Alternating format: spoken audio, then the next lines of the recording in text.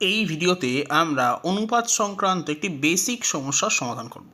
এখানে বলা হয়েছে P/Q/R এর মান 5:3:6 হলে P/Q/Q/R/P এই অনুপাতের মান কত হবে।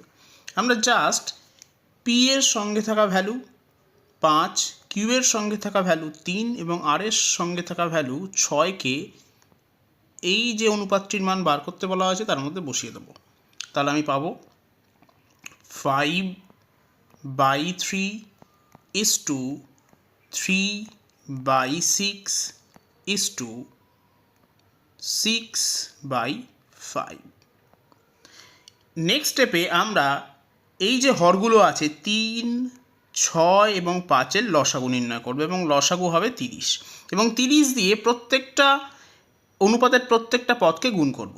তাহলে আমি পাচ্ছি 5/3:3:6:6:30/5। ক্যালকুলেশন করব, যা আসবে সেটাই হবে উত্তর। 3 দিয়ে কাটছি 10, তাহলে এখান থেকে পাচ্ছি 50 পরেরটা 6 দিয়ে কাটছি 5, 3 5 15, লাস্টেরটা 5 দিয়ে কাটছি 6, 6 6 36। তাহলে উত্তর হবে 50:15:36। তাহলে সঠিক অপশান হলো অপশান এ।